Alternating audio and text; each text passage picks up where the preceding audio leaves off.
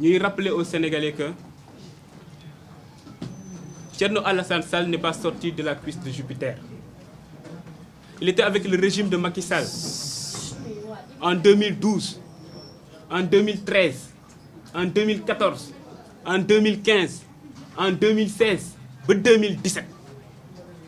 Il faut même rappeler qu'il a été coordonnateur des cadres de l'APR. Sous Macky Sall defuloon wax waxeet donc rester sur un mandat moom dina des ak moom pendant un mandat donc quinquennat l'équivalent de mandat bi nga xam ne moom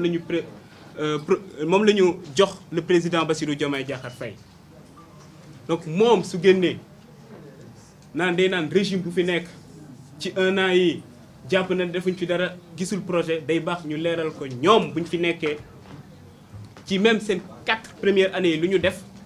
par rapport à ñun en un an ce qu'on a fait. Parce que je ne vais pas comparer cette première année avec suñu boss parce que il n'y a pas matière à débattre là-dessus. Xam nañ bu baax ñun lu ñu def en un an ñoom ils l'ont pas fait en 3 ans. C'est ça la réalité et ça c'est factuel. Alors ce qui s'est passé nañ dem juste ci ñoom situation bu ñu jëlee Sénégal instant boobu noonu ñoom bu ñuy gagné élection yi en 2012 on était en taux d'endettement de 3076 milliards de francs CFA, l'équivalent soit 34% du PIB. Suñu déficit mu ngi woon ci 6%. Ñun bu ñuy egsi vous l'avez tous vu 99,67% en termes d'endettement par rapport au PIB, plus de 18 milliards de francs CFA de taux d'endettement. Ci misaal ñoom bu ñuy ñëw Sénégalais bu nekk suñu jàppee yow lu nga yoral nit ñi ci bor on était autour de 219 000 francs CFA. ñoom bu ñu fiy bàyyi Sénégalais bu nekk war na fay 1 031 000 francs CFA. Donc bokkut en dépit de situation catastrophique bi nga xam ne bàyyi nañ ko dëkk bi ñun bu ñu egsee est-ce que kenn si yéen dëgg na ne am na salaire yu ñu fayut amut. ñoom il a fallu ñu dem adossé wu ci France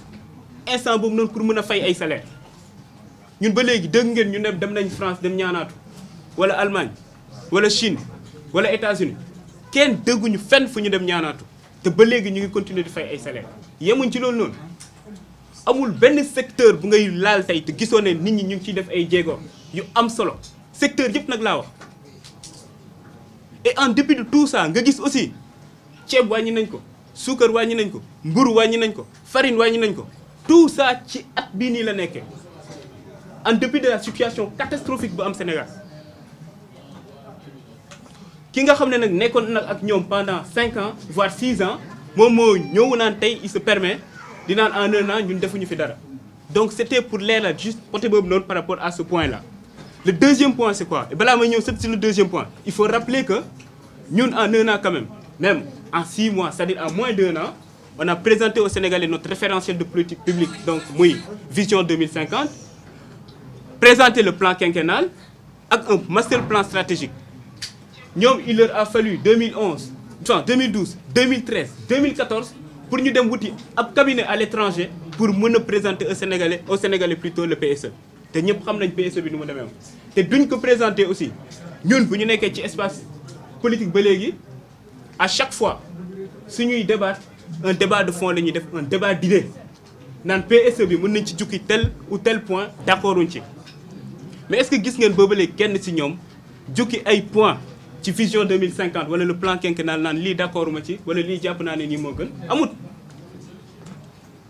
amut démb aussi maa ngi koy dégg mu naan le coût du carburant dafa waroon wàññeeku parce que moom son argumentaire ci ñaari point la ko lal ay facteurs exogènes notamment baril pétrole bi jàpp na ne wàññeeku na au niveau mondial ak ay facteurs endogènes jàpp na ne ñun ñu ngi commencé di produire pétrole donc coût carburant bi war na wàññeeku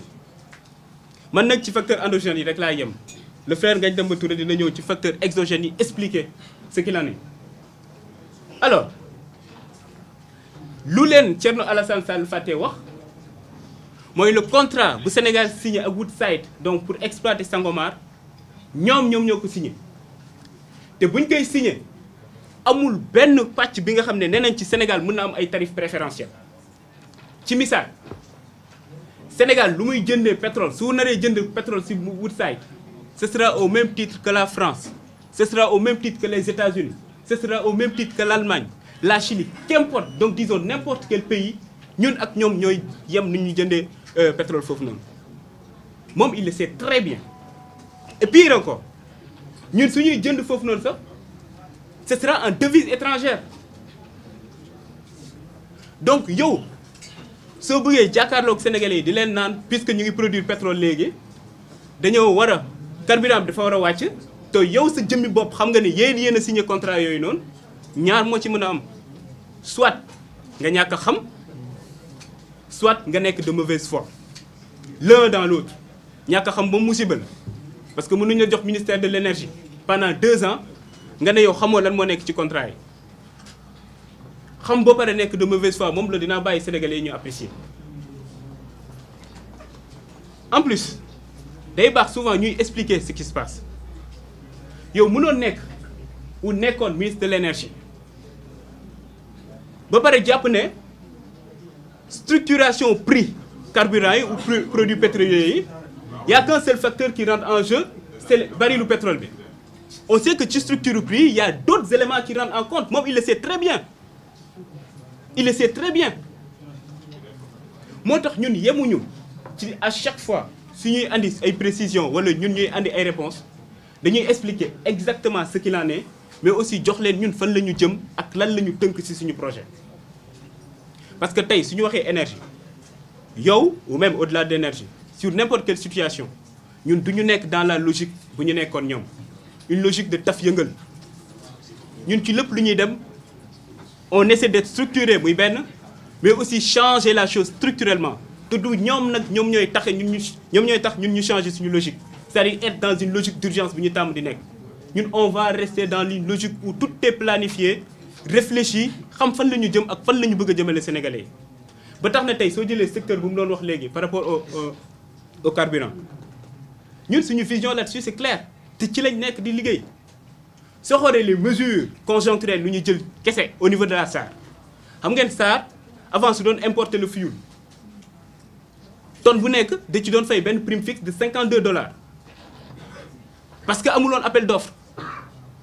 léegi bu Bassirou Diomaye Diakhar Faye excès dañoo ne léegi day am appel d'offre suñuy importer loolu noonu permettre nañ prime fixe boobu doon di jar $52 ça coûte entre $20 et $30 aujourd'hui ça c'est factuel yemuñ ci la capacité de raffinage de la SAR tey c'est entre 1,5 million de tonnes annuellement 1,5 million de tonnes et ñun on sait que notre besoin c'est autour de 3 millions de tonnes moo tax SAR le projet SAR 2.0 c'est pour yóbbu cette capacité de raffinage là jusqu'à 5,5 millions de tonnes pour l'horizon 2028 xam nga loolu noonu c'est clair leer na lii mooy suñu position parce que dafa am lenn li nga xam ne il faut ñu ciy revenir suñu wax par exemple énergie xam nga France par exemple su ma jëlee exemple pays bu mel ni France ñoom seen taux d'indépendance énergétique dafa demoon ba wàcc à 55% tout de suite ñu def commission d'enquête parlementaire en mars 2023 où ils ont appelé anciens ministres de l'énergie yëpp ak même parfois ay présidents pour laajte leen yan politique ngeen mëne bu tax suñu politique ou suñu taux d'indépendance énergétique wàcc ci misaal suñu wax taux d'indépendance énergétique mooy nga jël rapport entre énergie primaire yi nga xam ne ñun dañ koy produire ci suñu dëkk par rapport aux énergies primaires yi nga xam ne dañ koy consommer suñu waxee énergie primaire nag ñaari type d'énergie primaire moo am les énergies de stock mooy charbon par exemple le gaz le pétrole l'uranium etc. les énergies qui ne sont pas renouvelables à l'échelle humaine suñu waxee énergie de flux nag moom moo nekk par exemple énergie solaire muy énergie hydraulique wala énergie éolienne par exemple ce sont les énergies renouvelables donc yow à chaque fois soo bëggee xam yow sa taux d'indépendance énergétique da ngay def le rapport entre yow énergie primaire yi nga xam yaa ngi koy produire chez sa dëkk par rapport à l'énergie ou aux énergies primaires yi nga xam moom la ñu consommer te lu tax loolu am solo mooy tey suñu la ne am nga souveraineté côté énergétique ça veut dire que yow sa économie am na benn résilience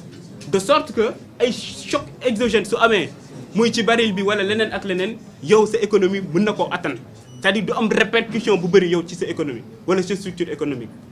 ñun foofu la ñu jëm ak yéen loolu noonu c'était juste un point par rapport à moom lu mu wax dëmb ci carburant bi ak leneen par rapport au bilan.